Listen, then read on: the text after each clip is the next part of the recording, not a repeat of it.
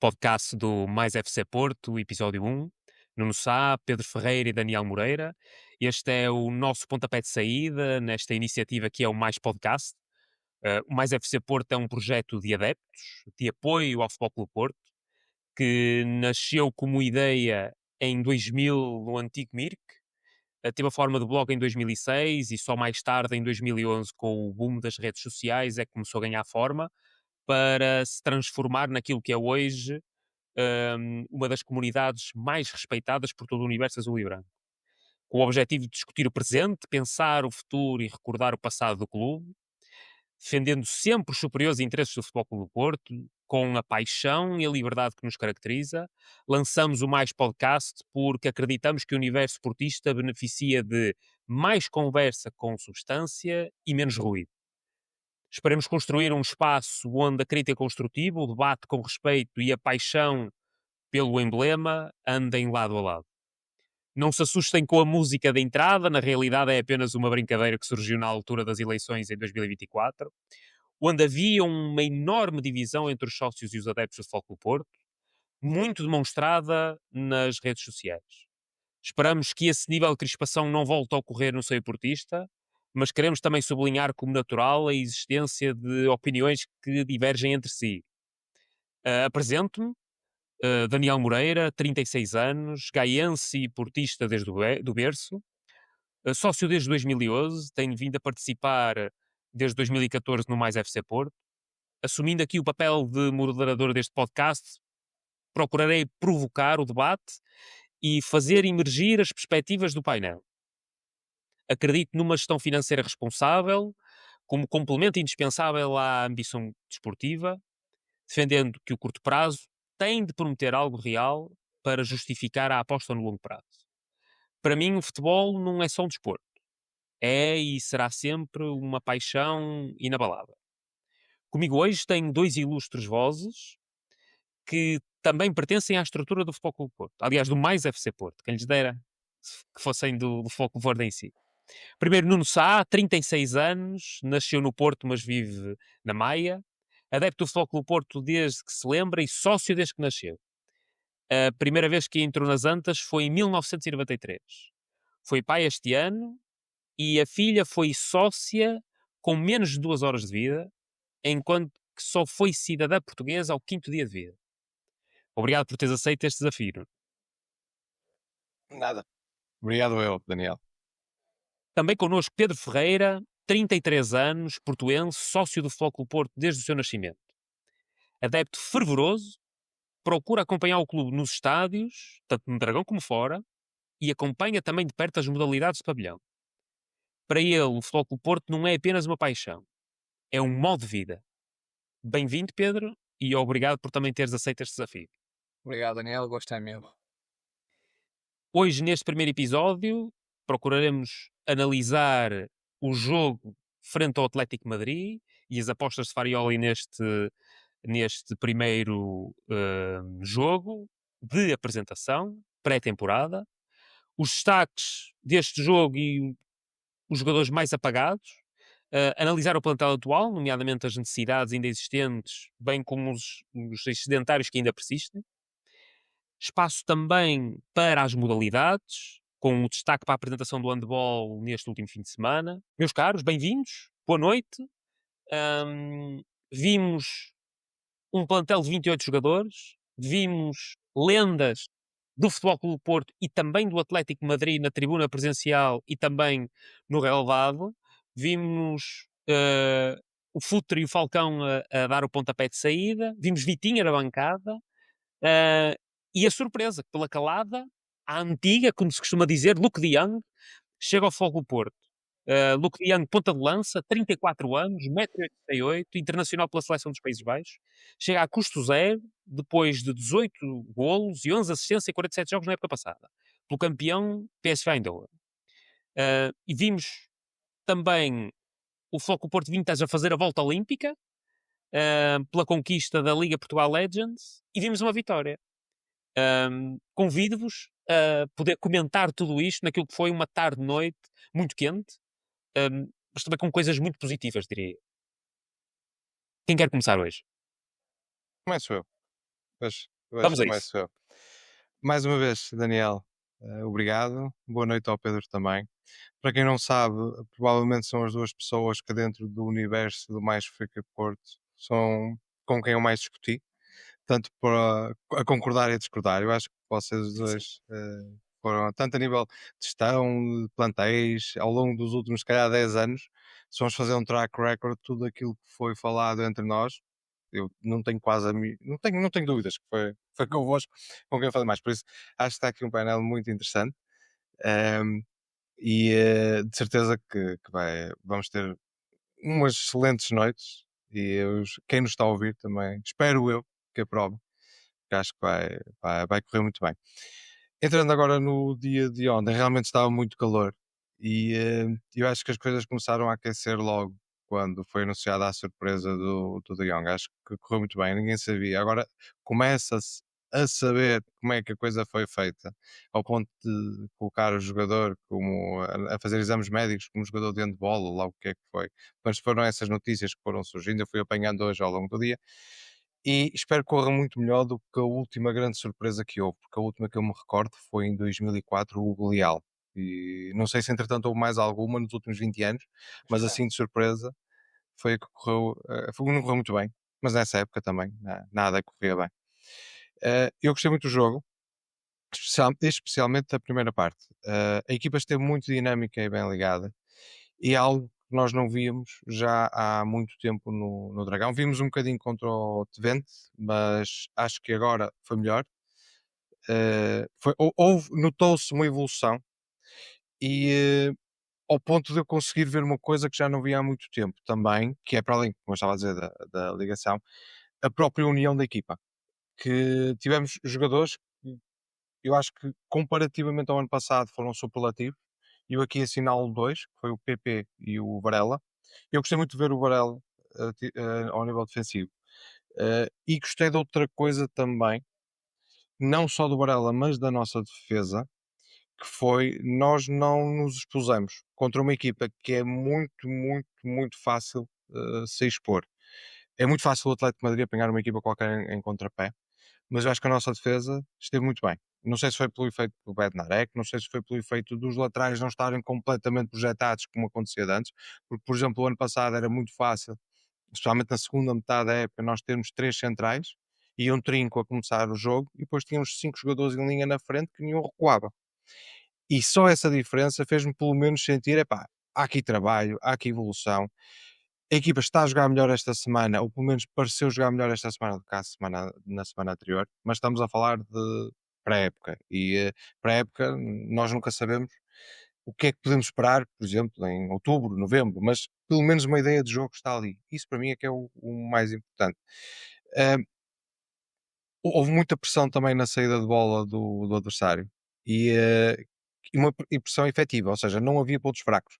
Porque às vezes nós vemos uma pressão, mas há ali um jogador do meio campo que não faz a pressão que devia, então tem ali uma linha de passe e o jogador, muitas vezes é o trinco ou o médio centro da equipa adversária, vem buscar a bola e quebra todas as linhas de pressão que nós temos. Isso aconteceu também muito no ano passado. E eu vou-me referir muitas vezes ao ano passado, porque acho que é o termo comparativo que nós temos, e mais recente, obviamente. Eh, E eu gostava também de salientar que gostei muito do que o treinador fez na segunda parte. Não sei se foi propositado, se foi por qualquer alteração tática do Atlético de Madrid, mas na segunda parte, não sei se repararam, mas nós jogamos um bocadinho mais recuados. Não sei se foi teste do treinador, se foi o Atlético de Madrid que cresceu mais um bocadinho, mas nós nunca cedemos. Que era algo que o ano passado cedíamos com muita facilidade. Isso viu-se muito até no Mundial de Clube que não só nós, por exemplo, no jogo com o Palmeiras, em que estamos a sofrer um chuveirinho e há um ai Deus me livre. Não é só nas transições, como foi depois no jogo com os egípcios, com o Al-Ahly, em qualquer transição podia dar golo, mas foi um bocadinho também como no jogo com o Palmeiras, em que as bolas caíam na área e podíamos sofrer. Neste caso não sofremos. E aí também tem que dar muito valor aos centrais, que estiveram muito bem. Eu não vi grandes erros do Neuan Pérez, por exemplo, cometeu contra o Depende, mas aqui foi diferente. Eh, o próprio Zaidu, voltei a ver o Zaidu a comer metros, não chegou àquela bola na grande área, mas vi o Zaidu a comer metros e, e gostei muito também do Martinho à esquerda. Ou seja, temos um Zaidu, mas temos um Martim que pode ser, na realidade, ele a solução ao, ao Francisco Moura. Mas lá está, ainda estamos em pré-época. Não sei se vai sair gente da equipa. Corremos sempre o risco de um titular sair, e então mudamos aí tudo aquilo que nós podemos ter falado até hoje. Acho, e vamos falar se calhar um bocadinho à frente, acho que há ali uma posição que poderia vir a ser reforçada, porque a outra já foi, e estou muito satisfeito com o que eu vi.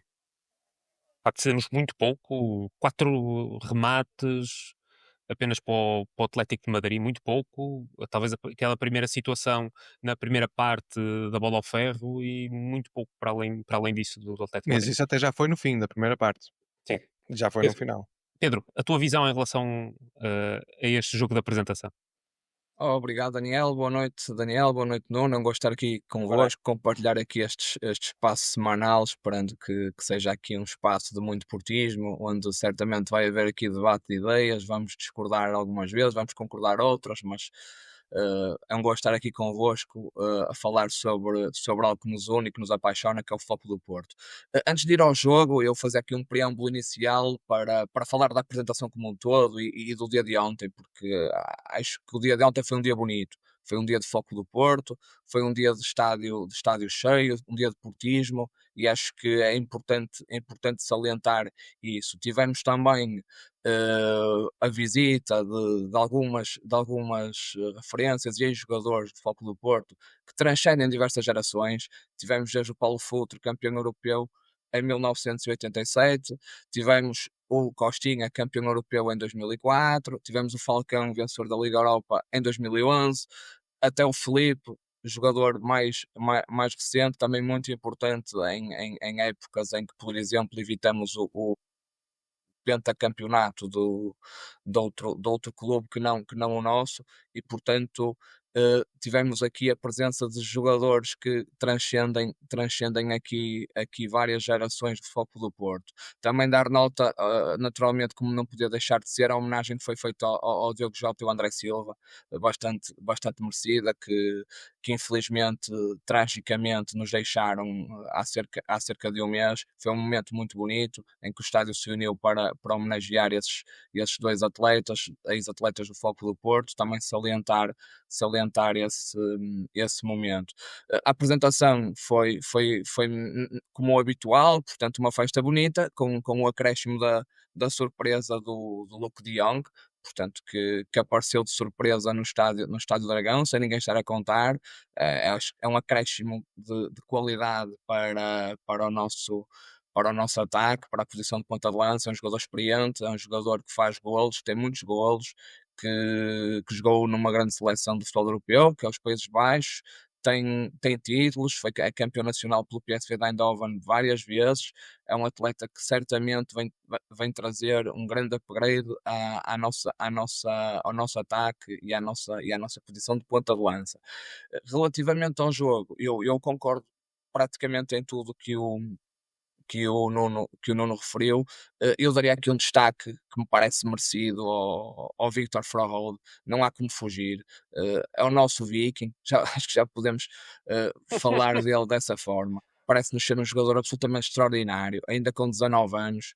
eh, um jogador que galga metros, com uma capacidade física brutal, com uma inteligência em campo completamente acima da média e também com golo. Já marcou ontem, já tinha marcado ao Famalicão a meio da semana naquele particular à porta fechada. Portanto, parece que temos aqui um jogador para agarrar o nosso meio-campo, e parece-nos que temos aqui uma grande certeza para o nosso plantel. Salientava também a segurança do nosso jogo. Estávamos a jogar contra um Atlético de Madrid, uma equipa de Champions League, portanto, uma equipa boa, uma equipa de qualidade, uma equipa que vai lutar pelo título da La Liga, certamente. Obviamente que ainda estava aqui atrasada na sua fase de preparação. O Simeone utilizou um 11 na primeira parte, um 11 na segunda. Claramente que o fator competitivo não foi o mais importante para este jogo, mas ainda assim é um adversário de respeito, e perante esse adversário nós permitimos mesmo muito pouco ao Atlético. recordo-me desse pontapé à barra na primeira parte e pouco mais. A equipa foi muito segura, teve grande personalidade, a defesa esteve realmente bem. Destaque para o Banaré, que parece ser um jogador que vai ser ali o patrão da nossa defesa durante a temporada, e claramente aqui uma mudança de paradigma relativamente ao passado recente, uma equipa a pressionar muito mais alto, muito mais agressiva, e certamente se conseguirmos fazer isto no nosso campeonato, ter capacidade física para fazer isto contra os adversários do nosso campeonato, vamos trazer muitos problemas aos nossos adversários, certamente. Portanto, foi um jogo muito positivo. Destacaria também, como o Nuno disse, dos jogadores que transitam da época passada, o PP, que parece-nos ser um upgrade ou um reforço relativamente Revitalizado, PP. revitalizado, e se calhar já lá vamos também quando falamos da entrevista, se houver tempo para isso. Portanto, parece-nos ser um PP, um novo PP que esperemos que se mantenha assim, porque precisamos mesmo muito dele. E o Alan Varela, que fez um jogo extraordinário, fez um dos melhores jogos que eu me lembro dele fazer no Futebol Clube do Porto. É um jogador que o ano passado também teve algumas dificuldades. O ano passado, infelizmente, eu diria que tirando o Samu no início da época e o Rodrigo Moura ali na parte final, foi muito difícil algum jogador se destacar naquele plantel, e o Varela também acabou por ser vítima disso, mas aparece-nos aqui com outra cara e com uma exibição muito convincente contra o Atlético de Madrid, e portanto esperamos que tenhamos aqui um grande Varela para 25-26. Oh, Pedro, eu acho que vamos quebrar aqui um bocadinho o alinhamento, porque essa situação, na minha perspectiva, é fundamental. O PP mostra-se com, digamos, uma cara lavada, até mesmo comparando com o Mundial de Clubes, foi a competição mais próxima que tivemos. E ele próprio, durante a semana, teve uma entrevista à Sport TV e acaba por, de alguma forma, falar sobre aquilo que foi o ponto negativo da época passada, com um caso disciplinar pelo meio, em que ele nota-se que de alguma forma admite que não esteve no seu melhor. Sim, se me permites, Daniel, e indo já diretamente à entrevista, eu ouvi a entrevista, gostei de ouvir o PP, do meia-culpa dele pelo aquilo que aconteceu a época passada. Foi uma época muito difícil, desde logo pelo baixo rendimento que ele apresentou durante a época, desde aos problemas que teve com o Vítor Bruno, mesmo com o Martin Anselmi, embora as coisas não fossem tão expostas ou tão públicas, notava-se que havia ali problemas, e eu estive no jogo. Tive em 2 jogos no Mundial de Clubes, um deles foi o jogo contra o Palmeiras, e o PP no final do jogo estava completamente aliado do resto da equipa, estava toda a equipa junta e o PP estava completamente sozinho. Portanto, claramente o PP não estava bem, pronto, não estava ali, e aparece-nos aqui de cara lavada no início desta época. Obviamente que isto também parece-nos ser aqui um trabalho do Departamento de Comunicação do Futebol Clube do Porto, que obviamente tem que fazer o seu trabalho e tem que revitalizar um jogador para a próxima época. O PP ficou com a imagem bastante desgastada na época passada, perante os Chelsea, perante os adeptos, obviamente. Era um jogador a quem se depositava bastante expectativa, e essa expectativa foi claramente burada, e portanto é normal que os sócios e os adeptos cobrem isso, e nesse sentido parece-nos que esta entrevista aqui no início da época, parece-me aqui uma tentativa do nosso departamento de comunicação, ou do nosso departamento de assessoria de imprensa, de ajudar aqui um bocadinho à revitalização da imagem do PP perante os sócios e perante os adeptos, e obviamente que isso, se for acompanhado de boas exibições, de golos, de assistências e de vitórias, naturalmente é aquilo que todos queremos como adeptos do Futebol Clube do Porto, e todos contamos que o PP possa ser uma peça importante nesta nova época. Ele ainda vai mais longe. Não sei se repararam na entrevista, mas ele fala no sonho de ser capitão do Futebol Clube do Porto. Ele dá aqui um long shot de um jogador que era mal amado o ano passado para ir quase para capitão. E acho que pelo menos a ambição nisso ele está a conseguir. E mais importante, ele mostra isso dentro de campo. Sim, e eu diria Mostra só que mais quer. uma coisa, não, desculpa interromper, que me Força. esqueci, que era para concluir, que tem a ver com a questão da renovação. Ou seja, o PP tem 2 anos de contrato, portanto aparentemente no final da época passada era um jogador transferível por uma proposta que fizesse jus ao valor de mercado do atleta, chegando a este ponto e estando neste momento e não havendo aqui intenção de vender o jogador, obviamente o jogador estando a entrar na próxima época, no último ano de contrato, obviamente que é de todo o interesse do Futebol Clube do Porto que o PP renove, porque é um ativo importante e, portanto, não podemos correr o risco de o ver entrar no último ano de contrato sem essa renovação, sob pena de o perder a custo zero ou perdê-lo por um valor muito baixo. Portanto, esse também foi. A entrevista também serviu aqui, digamos, para quase dar aqui estender aqui uma passadeira à renovação do PP. Exatamente, ou seja, a própria comunicação social vai oscilando entre aquilo que foi uma primeira ideia de vender, até a possibilidade de opção de compra obrigatória depois de um empréstimo, com agora a possibilidade de ele de facto renovar contrato. E para além disso, eu acho que até do ponto de vista de equipa e tático, o PP se não é o jogador mais importante para criar equilíbrios, anda lá perto, porque para a equipa não ficar extremamente dependente do Victor, eu vou chamar Victor, que é mais fácil do que estar a chamar Froholt, e a meio vou-me engasgar E das já não há muitas mais nenhum vezes. para confundir agora. Exatamente, exatamente, boa. E eu vou usar muitas vezes o Victor, que é mais fácil, porque lá está, eu sei que vou usar muitas vezes da amostra que ele nos deu nestes últimos 2 jogos. Tenho pena, lá está, também estou a fazer um long shot. Tenho pena que acho que vamos ver aqui pouco tempo. Acho que ele não vai durar no Porto muito tempo, para nosso bem, para bem dele, mas por outro lado também se calhar para nosso mal no futuro. Eh, e eu acho que nós podemos vir a estar muito dependente das transições dele. Eu acho que o Borja não é jogador para fazer transição como o PP pode fazer. E acho que isso também acho que foi um bocadinho por causa disso, por isso é que ele fala na ambição tática numa parte da entrevista das ideias de Fariol, porque eu acho que Fariol aposta mesmo nele. E viu-se nestes últimos 2 jogos que é um jogador que nos vários momentos do jogo ele está presente. Inclusive naquela parte em que nós estivemos um bocadinho mais recuados. Eu posso estar enganado, mas ele foi dos últimos a sair, dos titulares, se não foi o último. Só o Alan Varela que não saiu. Exatamente, o Alan Varela que não saiu, mas Sim. dos que saíram, acho que ele foi Acho que foi o último a sair, o dos que último. saíram, penso eu. Acho que sobrou o PP e o Alan Varela, e E o PP no final saiu para entrar ou o sobrou o PP e o Namasso. Samu, salvo erro, entrou o Denis Gould e o Namasso para o O lugar do Namasso PP e foi do isso. Samu. Penso que foi Sim. isso. Exatamente, a última mudança foi mesmo no ataque. Sim. No ataque, sim. Mas lá está, ou seja, de facto, a sua presença parece ser algo fundamental. A troca por troca, pelo menos nesta fase, parece ser o Eustáquio, mas creio que até do ponto de vista das características não é a mesma coisa.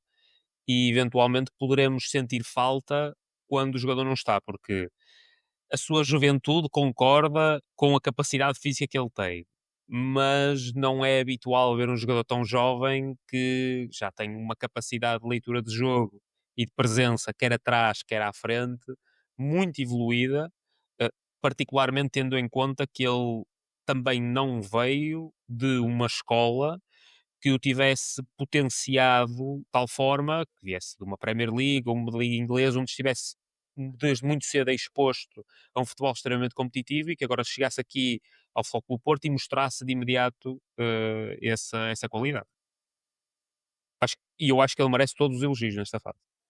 Sem dúvida, um jogador que pega destaca, um jogador tão jovem pega destaca, é de facto Sim. muito surpreendente. Sem desprimor para os restantes, naturalmente, e acho que temos aqui destaques positivos. Exatamente, os destaques, O para além Borja, do, o do Borja Frodo, Sainz, o Perpich deu bons indicadores, o Bernardo Conte faz um excelente jogo, o próprio Alberto Costa ainda se viu pouco, mas também nos parece que pode ser de um upgrade na lateral direita, mas sem desprimor pelos restantes reforços e também pelos jogadores que cá estavam. Acho que o Victor Froholt destaca-se nesta pré-época e parece-nos que ser a grande contratação do nosso clube para esta época. Ele tem uma jogada, ele tem aquela jogada na primeira parte, para além do gol, em que ele está a ser agarrado por um jogador do Atlético de Madrid durante muito tempo e não cai e continua e força.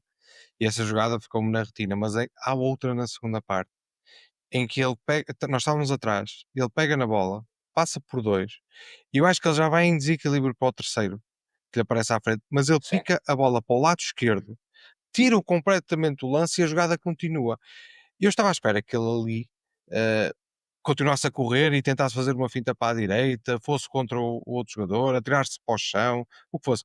Mas ele pica a bola para o lado esquerdo com uma qualidade que eu disse, epá, é como estava a dizer o Daniel, isto não é só, ele não vem de uma liga assim tão competitiva para, para saber, para ter aprendido lá a fazer isto, não, isto já é dele. sim. E quando já vem dele, epá, cuidado, que isto aqui é um jogador que, lá está, se calhar não vamos ter, não vamos ter muito tempo. E é bom sinal, Exatamente. vai correr bem.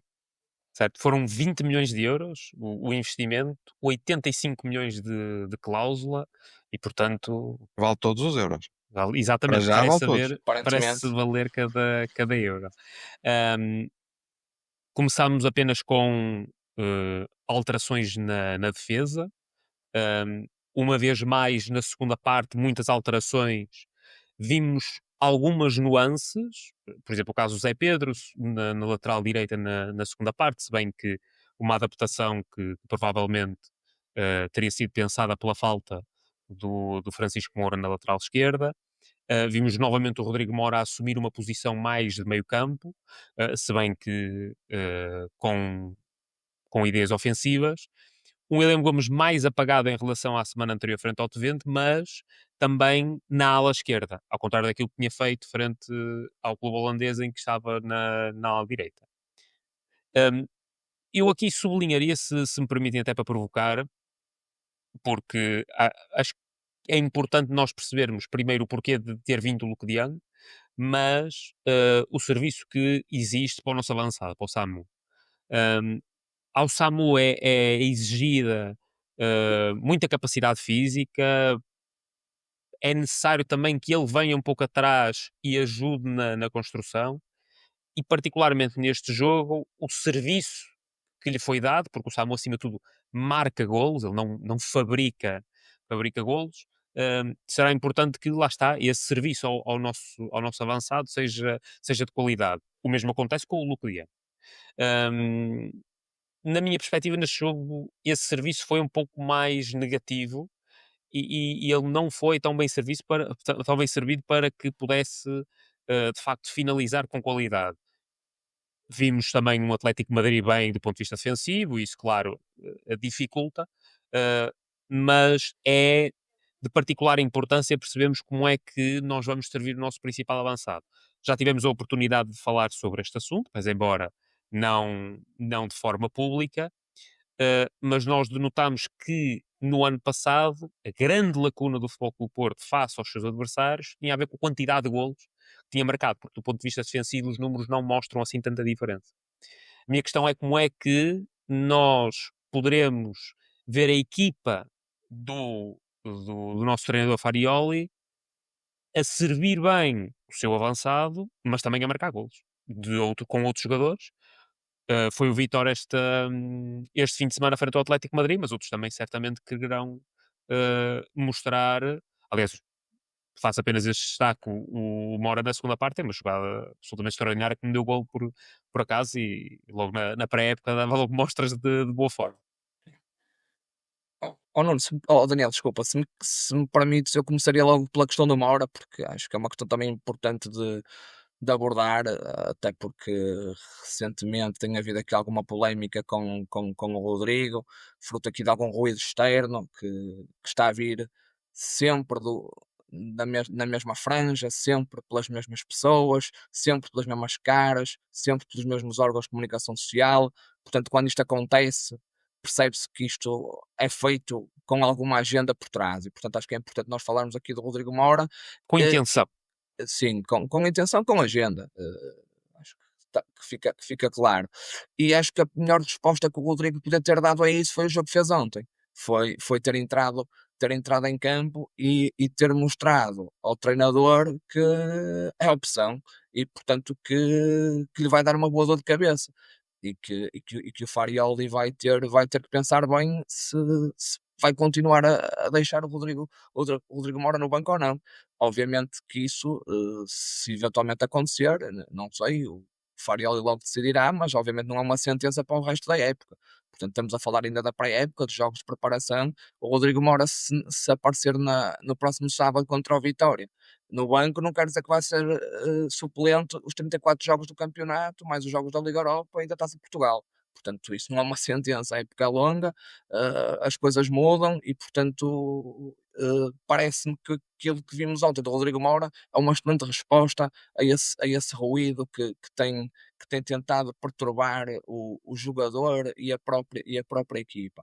Sobre a questão do Samu, eu discordava de ti só num ponto, que tu disseste que que isso aconteceu neste jogo. Eu diria que isto não é exclusivo deste jogo. Eu acho que nós, ao longo do tempo, temos tido dificuldades em saber jogar com o Samu ou com um jogador com as características do Samu. O Samu é um jogador que claramente, embora me pareça que já tenha feito alguma evolução, embora ligeira, muito ligeira, tem dificuldades em jogar de costas para a baliza, tem dificuldade em receber a bola longe da baliza, em jogar com os colegas, em fazer tabelas.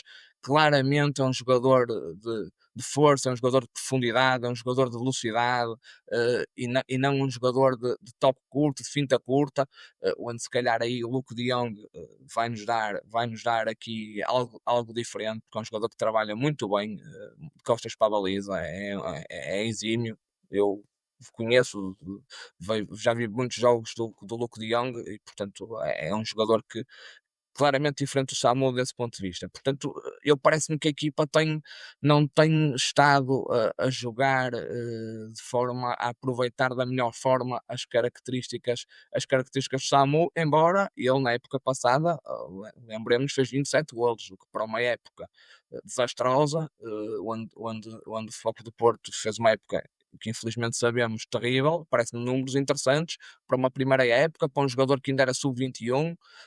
Portanto, mesmo dessa forma, o SAMU correspondeu, e tanto é que custou, e o Foco do Porto, neste início da época, acabou por adquirir 100% dos seus direitos económicos.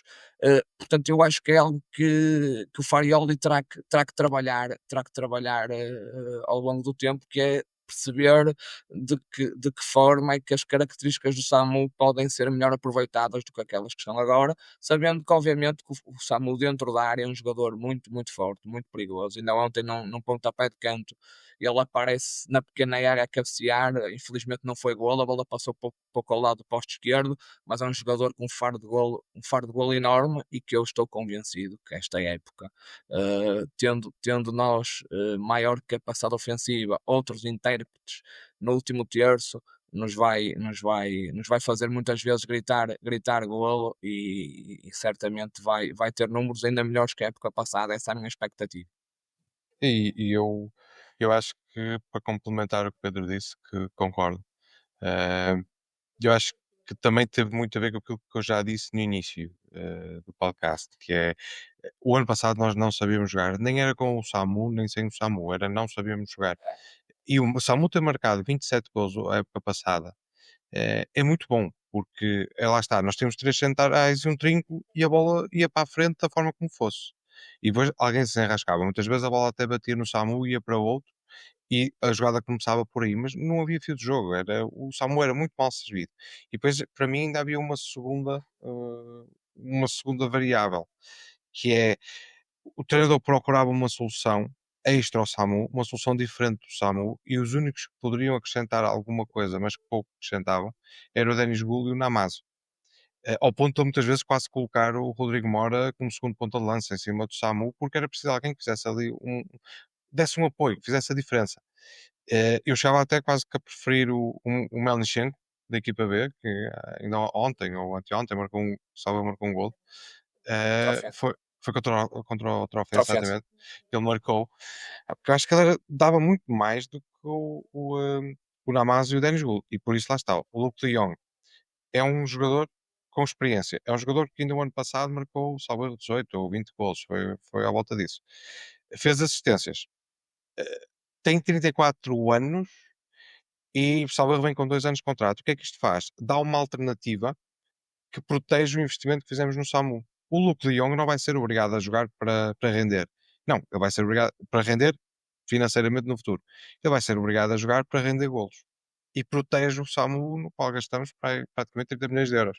Porque se nós colocamos um jogador para evoluir, epá, então tínhamos ali dois a competir pela mesma posição em que um deles ia ficar para trás. Neste caso não, o SAMU é o dono do lugar, o Luke de Jong vai dar muito jeito. Então no campeonato português as bolas vão sobrar, o SAMU vai bater na defesa, a bola vai ficar para trás. Aliás, há uma compilação de golos do Luke de Jong do ano passado em que muitos golos dele são a vir de trás para a frente, em que há um contra-ataque e a bola vem para trás, ele está ali naquele ponto certo para marcar. Por isso eu acho que vai ser uma dupla muito boa. Eu acho que era uma contratação fundamental, um jogador com experiência, que soubesse marcar golos, mas que não pusesse em causa o investimento do Samu. Acho que é chapou, independentemente da questão de terem escondido ou não terem escondido, chapou para a contratação. Em teoria, acho que é espetacular. Um investimento de 32 milhões de euros 32. no SAMU, e que de facto eu espero até que o próprio Luke de Jong possa fazer parte daquilo que é o desenvolvimento do próprio SAMU. Penso que isso também poderá eventualmente ser um tónico positivo para a evolução do jogador. O Foco Porto apresentou 28 jogadores, 12 nacionalidades diferentes, sublinhar a presença de espanhóis e argentinos no plantel. Além do João Moreira e do guarda-redes Diogo Fernandes, o Foco Porto apresentou também o Gruitch e o Ivan Jaime, mas, por exemplo, não apresentou o Fábio Cardoso, o Romário Baró e o André Franco. Aqui a grande questão é perceber os excedentários que temos e se de facto estes jogadores serão transferíveis e poderão não acrescentar nada ao plantel que temos neste momento, e onde é que ainda poderemos reforçar. Sim. Relativamente aos jogadores que não foram apresentados, o Fábio, o Romário e o André Franco, parece que não foi surpresa, portanto são jogadores que estão a treinar à parte desde o início da pré-época, portanto desde cedo o Farioli deixou claro que não ia contar com eles, portanto estão numa situação de tentar encontrar aqui uma solução para a saída desses atletas, seja a título definitivo, seja a título de empréstimo, portanto não me pareceu ser surpresa que esses jogadores não fossem apresentados no dia de ontem. Relativamente aos restantes sedentários ou eventuais sedentários, portanto parece-me que há nomes portanto, que saltam à vista, desde logo o Marco Grujic, que independentemente do jogo que fez ontem a defesa central positivo, parece-me que, tendo em conta que está no último ano de contrato e ofere o salário que ofere, que é um jogador que deverá sair, quer seja a título definitivo, quer seja através de uma rescisão de contrato em que seja negociada essa saída, e portanto o clube poderá poupar alguma coisa do salário que lhe teria que pagar durante este ano. O Ivan Jaime parece-me também que não vai contar, portanto é um jogador que eu pessoalmente até gosto das suas características, e portanto isto até é alguma discórdia que eu tenho com alguns amigos quando falamos do Porto, que é, eu gosto do Ivan Jaime, jogador de futebol. Acho que o Ivan Jaime eventualmente foi demasiado castigado por algumas más exibições que teve, em detrimento de outros atletas que muitas vezes não fizeram melhor, mas tiveram mais oportunidades. Agora, obviamente, que tem que render às evidências. Passou o Sérgio Conceição, passou o Vitor Bruno, passou o Ferreirinha Tavares, passou o Martin Anselmi, temos agora Francisco Farioli. Nenhum deles apostou em Ivan Jaime. Obviamente que eles hão de saber mais de futebol do que eu. Obviamente que alguma coisa se passa com o Ivan Jaime para não contar para nenhum destes treinadores e, portanto, desta forma, parece-me que terá que se encontrar aqui uma solução para a saída dele. Falava-se do Brest, hoje li que acho que é uma hipótese que não agrada ao jogador. Pronto, vamos ver o que é que o resto do mercado nos diz. O Denis Gol, acho que fica aqui com pouco espaço com a chegada do Luke de Jong, é um jogador muito jovem. Acho que um empréstimo lhe fazia bem a um clube onde pudesse jogar constantemente a titular, onde pudesse somar minutos e marcar alguns golos. Acho que era importante para ele. A questão dos defesas centrais, vamos ver se vai chegar ainda alguém ou não. Não chegando ninguém, parece-me que estão encontrados 4 centrais. Se eventualmente não houver aqui alguma contratação, provavelmente aqui o Zé Pedro também ficará com a vida difícil. A mesma coisa na lateral esquerda, se eventualmente aparecer ainda uma solução para a lateral esquerda, parece-me que o Zaidu poderá saltar fora, sendo que o Zaidu, sendo um jogador com tecnicamente limitado, que todos conhecemos, parece-me um jogador poderá fazer bem, ser bom ele fazer parte deste plantel. Parece-me um jogador que faz bom balneário, é um jogador que toda a gente gosta, até o próprio público gosta, nota-se isso, embora ele em campo as pessoas tenham pouca paciência, principalmente se o jogo for a valer e se não estivermos a ganhar, mas ele ontem na apresentação foi dos mais aplaudidos. Acho que é um jogador que os adeptos simpatizam, naturalmente muito fruto daquele golo que marcou e que nos deu o campeonato em 21-22 no Estádio da Luz. Acho que era um jogador que não ficaria mal continuar no plantel do Futebol Clube do Porto. Depois ali no meio campo temos ainda questões por resolver. O Tomás Pérez não tem jogado, ontem voltou a não entrar. Também me parece que se calhar um empréstimo onde pudesse somar minutos, um bocadinho à semelhança daquilo que do Denis Gold, que falei do Denis Gold, lhe pudesse também ser aplicado. E a questão do Vasco Souza, também poucos minutos nesta pré-temporada. Vamos ver qual vai ser o futuro do Vasco, eventualmente também um empréstimo poderá ser aqui a solução. Resumindo, acho que alguns jogadores parecem-me sedentários, claros. Parece-me que mais tarde ou mais cedo se vai encontrar uma solução para esses atletas. Outros estarão dependentes da vinda ou não de reforços para as posições que ocupam. Não, eu diria que eu vou começar pelo Vasco. Acho que tenho pena porque eu gostei muito do Vasco na equipa B e do Vasco no início da época passada. Possivelmente não entra tanto nas contas do Farioli como eu estava à espera. Até falou-se que o Guimarães estava interessado que ele voltasse para lá. Acho que é um jogador que, por exemplo, no Guimarães calçava logo. E até pela equipa que o Guimarães tem, vamos ver no fim de semana. Acho que é mesmo aquele tipo de jogador que vai explodir no Guimarães se voltar para lá. Por isso eu não sei até que ponto o empréstimo não poderia ser mesmo aquilo que ele precisava nesta fase. Uh, Acho que temos um problema difícil de resolver, que é o Gruitch. É o jogador mais bem pago do plantel e é caro demais para ser ou o segundo trinco ou o quinto central. Porque para mim ele é o quinto central. O Zé Pedro está à frente dele a central de longe. Embora eu acho que ele tenha feito um bom jogo, mas não podemos ter ninguém a não ser solução imediata quando ganha 2 milhões de euros brutos por ano. Acho que é demasiado, mas vai ser difícil colocá-lo. Mas também Salva está no último ano de contrato, no limite, e faz parte do plantel até ao fim e pronto. Por isso, eu acho que faz falta. A única posição que eu reforçava neste momento era o número 6. Não porque acho que faça falta para o plantel em si, ou seja, é uma posição que nós não temos solução e temos uma alternativa ao Varela, lá está, a puxar um Eustáquio para trás. Não sei se o próprio Fold, se cortarem um bocadinho a liberdade, em alguns momentos não pode fazer aquela posição, mas eu acho que o Varela precisa de alguém, mas também isso, acho que, voltando atrás, acho que fazer isso ao Vítor era estragar o jogador. Mas eu acho que o Varela precisa de alguém que lhe morda os calcanhares.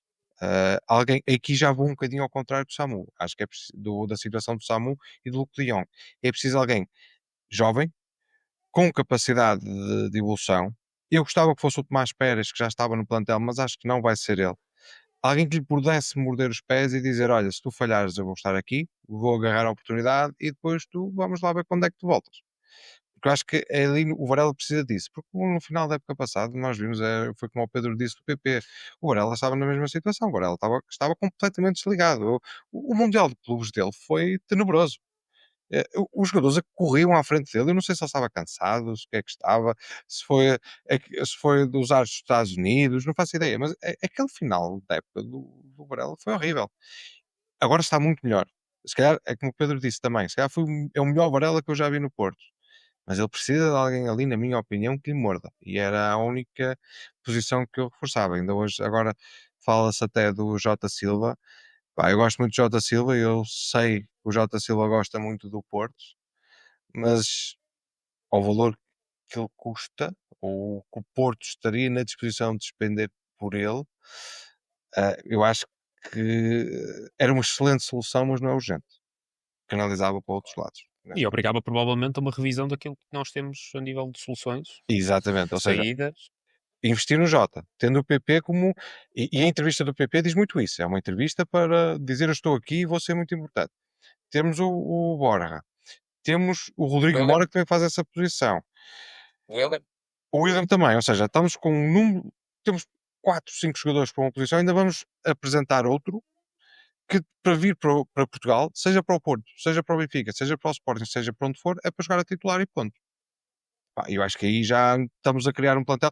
Começa a aparecer o plantel de 2004, 2005, em que ninguém sabia quem era o titular, quem era o suplente.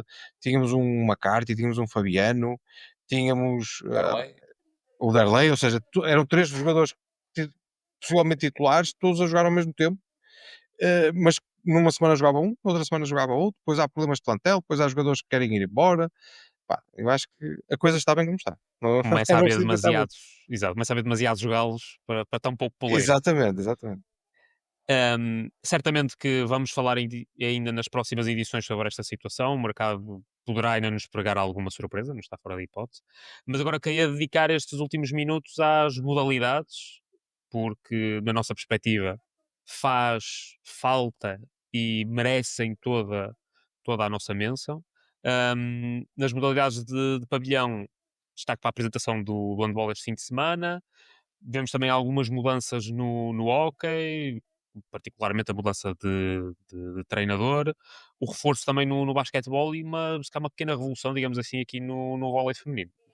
Quem quer começar aqui por este tema? Eu vou deixar o Pedro porque quem nos está a ouvir não sabe, mas o Pedro provavelmente é o maior expert das modalidades que existe no Porto. Eu sempre que tenho qualquer dúvida, Sim. pergunto ao Pedro. É Não, a questão de pergunta. longe disso, longe disso. Por isso, vou deixá-lo começar. Começava se calhar pelo handball, porque é aquele que está mais adiantado na pré-época, também é aquele em que a época vai começar mais cedo e na qual já tivemos o jogo de apresentação no passado sábado contra o Dinamo de Bucareste, eh, onde já pudemos ver os reforços, portanto quer o Paulo Valeira, o central, o Linus Persson, que é o lateral direito, e também o que é o nosso pivô, conseguimos já ter aqui alguma noção daquilo que vai ser a época 25-26. Pareceu-me sinceramente que ainda há ali muito trabalho a fazer para que consigamos finalmente voltar a ser campeões nacionais. Acho que devemos manter o otimismo naturalmente, mas sendo realistas, acho que ainda há aqui muito caminho a percorrer. Jogamos contra uma equipa de Liga dos Campeões, também com alguns velhos conhecidos, desde logo o Miguel Martins, o Pedro Valdés, que teve connosco até a época passada, e o próprio Paulo Jorge Pereira, atual selecionador nacional e ex-treinador de Foco do Porto. Uma equipa competitiva, foi um jogo competitivo, foi um jogo diferente daquela tipologia habitual de pré-época, onde às vezes temos jogos 36-34, 40-33, onde há muitos golos, onde há pouca defesa. Não, foi um jogo renhido, foi um jogo competitivo, o público ajudou a equipa a conseguir o empate no último segundo, ficou 28-28, foi um jogo interessante.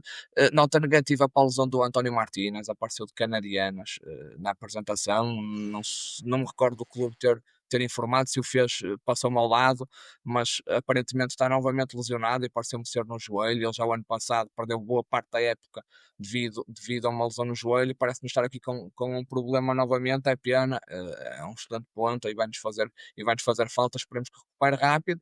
Vamos agora apontar baterias para a Supertaça, para tentar começar a época com um título.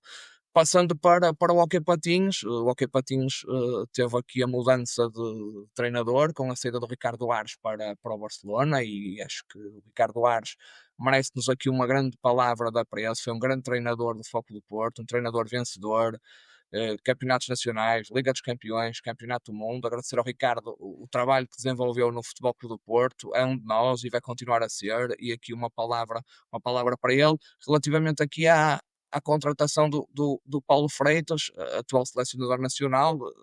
vamos ver, é uma aposta da direção das modalidades do Futebol Clube do Porto, esperemos que seja uma boa aposta, mas dizer aqui ao Paulo Freitas que lhe desejamos naturalmente a melhor sorte, mas que treinar o Futebol Clube do Porto é uma responsabilidade muito grande e que esperemos que ele esteja à altura dessa responsabilidade que é treinar o Futebol Clube do Porto. Sobre reforços, apresentamos o Paulo Marrúbia, um jogador que jogava o ano passado no Hockey de Barcelos, acho que é um jogador diferente dos jogadores que temos no nosso plantel, pode-nos trazer aqui coisas diferentes. Gostei da apresentação do Paulo Marrúbia. O voleibol teve aqui uma revolução, é algo que vem sendo comum ao longo das épocas. Infelizmente, a época passada teve a particularidade de ser a primeira desde que nós temos esta modalidade na vertente feminina, porque a modalidade é histórica no clube, portanto, na vertente masculina, o Futebol Clube do Porto até há bem pouco tempo era o clube com mais campeonatos nacionais, portanto, na vertente feminina foi a primeira vez que infelizmente não conquistamos o campeonato nacional. Fizemos aqui uma mudança drástica no plantel, algumas jogadoras com alguma experiência internacional a jogar em competições europeias, a jogar em bons clubes do voleibol europeu. Vamos ver, esperamos que esta época seja uma época vitoriosa. A época passada, tal como o futebol, não fica para a memória. Esperamos que o Miguel Coelho consiga levar esta equipa novamente ao título nacional. Terminando no basquetebol, também a nível daquilo que são os jogadores estrangeiros, tivemos aqui já algumas saídas, a do Max Landis, também um grande jogador de Futebol Clube do Porto, que uma palavra para ele, infelizmente saiu do nosso clube sem o mais desejado título de campeão nacional, mas foi mesmo um grande dragão, um grande jogador, e portanto também uma palavra para ele.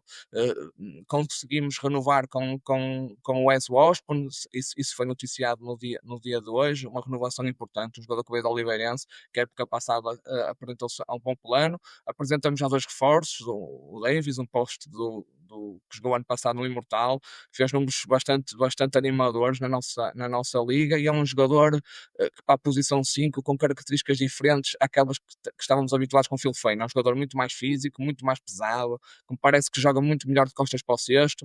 Acho que pode ser que um upgrade na posição 5. E depois contratamos também o Filipovic, que jogava numa equipa húngara. É um jogador que eu não conheço, pelas estatísticas parece-me ser um excelente lançador de 3 pontos. Veremos o que é que a época nos traz. Parece-me aqui que mais uma vez, aparentemente, vamos nos reforçar de forma limitada, ou neste caso se calhar até nem reforçar naquilo que são os jogadores não estrangeiros, que me parece que tem sido a grande pecha do plantel ao longo das épocas. Nós temos tido bons estrangeiros, acho que temos tido o melhor leque de estrangeiros do campeonato ao longo das últimas épocas. Infelizmente isso não tem-se chegado para ser campeão nacional. Esperemos que este ano seja diferente e que consigamos finalmente, após alguns anos de seca, voltar a ser campeões nacionais de basquetebol, que merecemos, e os adeptos que acompanham as modalidades e aqueles que até são mais fervorosos pelo basquetebol merecem. Pedro, não é no basquete onde nós chegamos a ter estrangeiros a mais?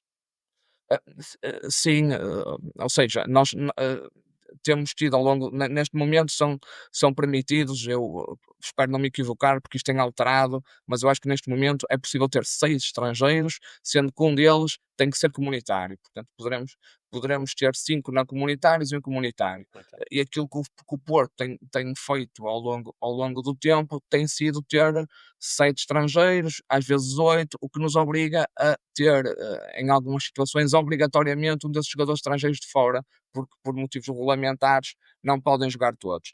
Do meu ponto de vista, acho que isso é uma estratégia errada. Obviamente que isso pode ser contraposto com a questão, se houver uma lesão, ok, é verdade, mas o desporto é feito de risco, há sempre risco associado. Podemos ver na NBA imensos casos de plantéis que aparentemente eram plantéis candidatos ao título, mas depois com 2 ou 3 lesões acabaram Água abaixo. por ir água abaixo. Acontece, faz parte, isso é válido para qualquer equipa. Estão sempre sujeitos a essas situações. Parece-me que é uma estratégia errada. Acho que o Porto devia se reger pela contratação do número limite de estrangeiros e tentar apostar um bocado mais no seu orçamento na contratação de melhores jogadores portugueses. Acho que isso é uma estratégia que tem sido seguida pelo clube que tem ganho mais campeonatos nacionais, que tem tido o melhor leque de jogadores. Quando digo portugueses, nem todos eles são portugueses, mas para o efeito contam como não estrangeiros. Exato. Temos o Terem caso do, passaporte. temos o caso do Betinho Gomes, que acho que tem dupla nacionalidade, por exemplo, jogou pela seleção nacional, depois, a meio da carreira, achou que devia jogar pela seleção de Cabo Verde, agora joga pela seleção de Cabo Verde, mas conta como jogador não estrangeiro, é um exemplo. Portanto, do meu ponto de vista, acho que o Foco do Porto devia de apostar num melhor leque de jogadores não estrangeiros, jogadores portugueses, porque a equipa tem estado muito dependente daquilo que é o rendimento dos jogadores estrangeiros e é muito difícil a equipa ao longo da época, aqueles jogadores estarem sempre no seu melhor e, portanto, 2 ou 3 jogadores num jogo não estando bem, não há ninguém que venha do banco e consiga suplantar aquilo que Uhum. que esses jogadores não estão a dar. E depois numa época longa, onde há competições europeias, onde há taças de Portugal, taça da Liga dos Santos e playoffs, isso tem acabado por nos fazer ressentir. Nota-se que a equipa do Foco do Porto chega ao final da época sempre no seu pior momento. Já aconteceu isso a época passada, aconteceu isso há 2 épocas. A época, no seu global, até podemos dizer que não é negativa. Ganhamos a Taça de Portugal o ano passado e há 2 anos, fizemos boas competições europeias, ganhamos a boas equipas, ganhamos ao Bilbao, ganhamos ao Tofas, fomos ganhar ao Tofas, aliás, à Turquia, uma equipa que acabou em quarto ou quinto lugar do campeonato turco, portanto, uma vitória fantástica. Tivemos excelentes exibições ao longo da época, mas quando é preciso, quando chegamos ali ao momento dos playoffs, infelizmente a equipa tem baqueado sempre e parece-me que um dos fatores é a falta de rotatividade e de opções no banco. Aquele sprint final tem faltado ao basquete de Foco Porto. Nuno, Eu para vou pegar terminarmos. nesta última parte Força. do basquete. Eu acho que a questão do basquete é um problema a nível nacional. E não é por falta de recrutamento ou de potencial recrutamento. Eu vou dar o exemplo do handball. Uh, Há 20 anos era completamente impensável nós dizermos que íamos a um Mundial e um Europeu a seguir com a seleção. Era impensável, ninguém dizia isto. Eu lembro de nós termos ido a um Mundial no ano 2000, para aí, porque o organizamos cá. Porque senão, se calhar, o Mundial Europeu, já não me recordo, foi organizado aqui. Mas houve um trabalho da própria Federação que também não sei se vocês se recordam, mas ao domingo de manhã eu via-se na RTP2 muito handball, ou seja, era algo que era pago pela Federação, muito handball de camadas jovens. E isso levou a que os jovens se interessassem muito pela modalidade. O que é que acontece? 15 anos depois, nós temos uma seleção que vai a todas as grandes competições. Os nossos clubes, e aqui coloco mais o Porto e o Sporting, conseguem chegar longe nas competições europeias, em anos normais. Nos últimos anos é isso que tem acontecido.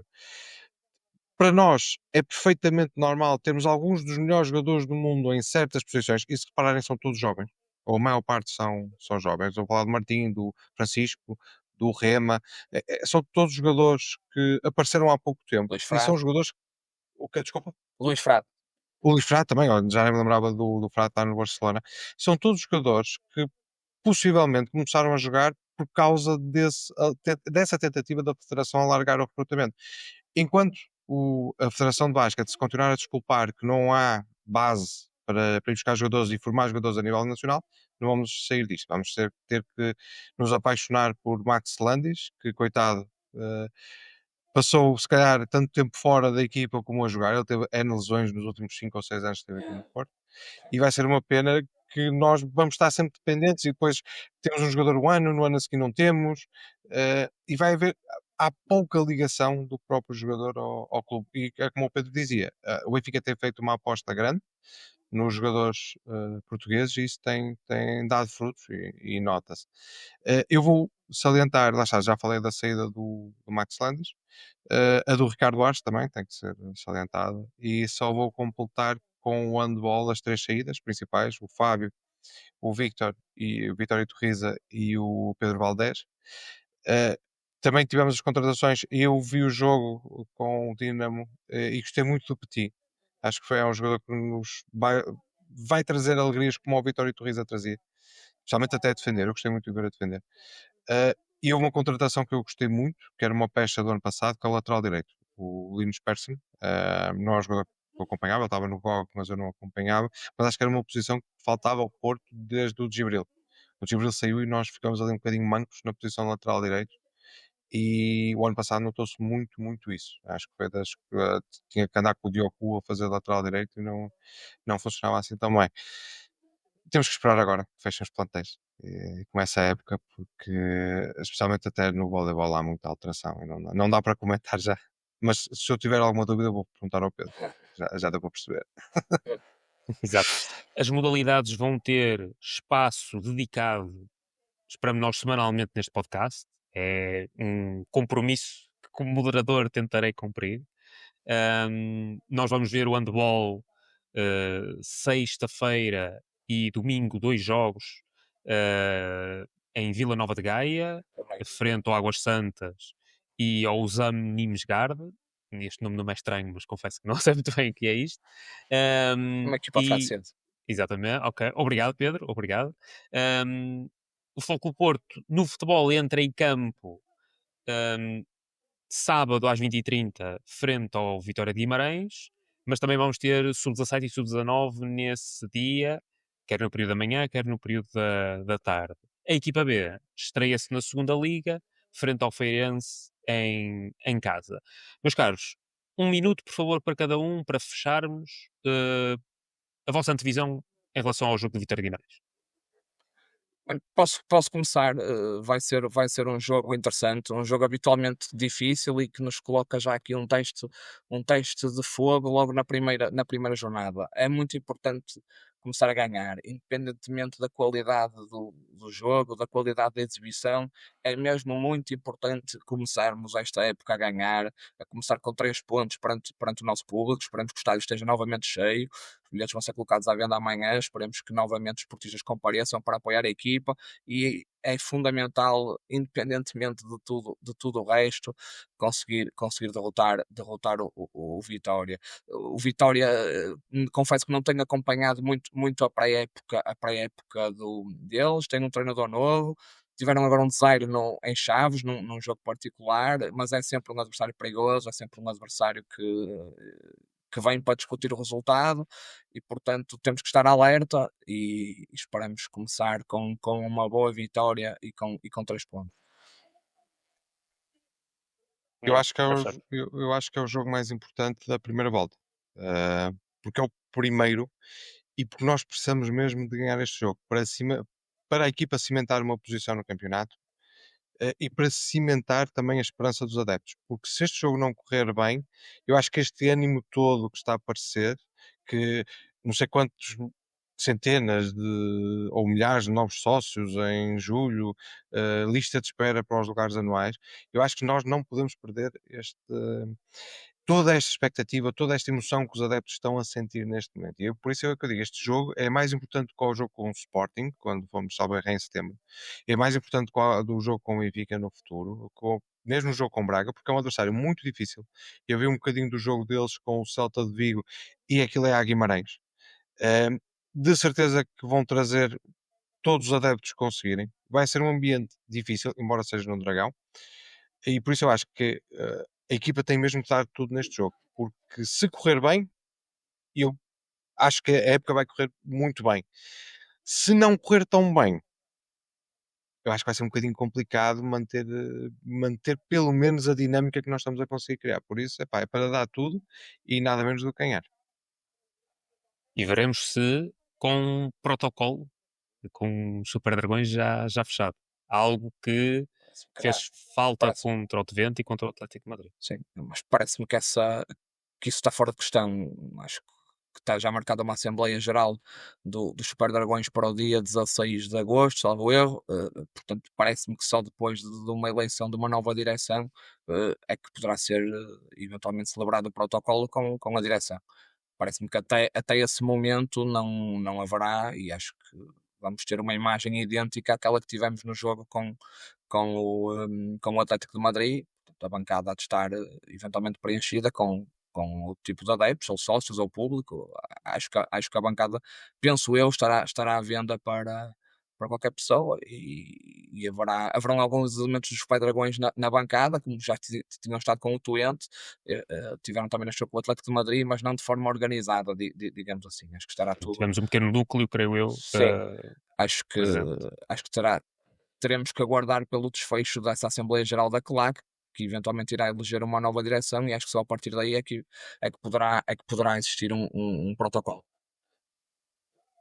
Meus caros, já Eu, vamos para eu, lá de uma hora eu de queria só gravação, deixar mas uma nota, força, ao força, Pedro. Daniel, é num minuto, só a dizer algo que é importante e que nós também devemos estar alerta. Isto já tem uma semana, mas isto aconteceu a semana passada, que eu ouvi o ser árbitro Luís Godinho, veio falar à comunicação social, a dizer que a arbitragem fez o luto da má decisão da não expulsão do Mateus Reis naquela pisadela na final da taça ao Andrea Belotti. Bem, eu quase que fiquei emocionado ao ouvir essas palavras do Gerardo Luís Godinho. Foi-me lembrar aquele programa dos anos 90, não sei se recordam, quem está a ouvir se recorda, que era o Perdoa-me. Fez-me lembrar esse programa. O Gerardo Luís Godinho parece que foi ao Perdoa-me dizer que tinha feito o luto dessa decisão.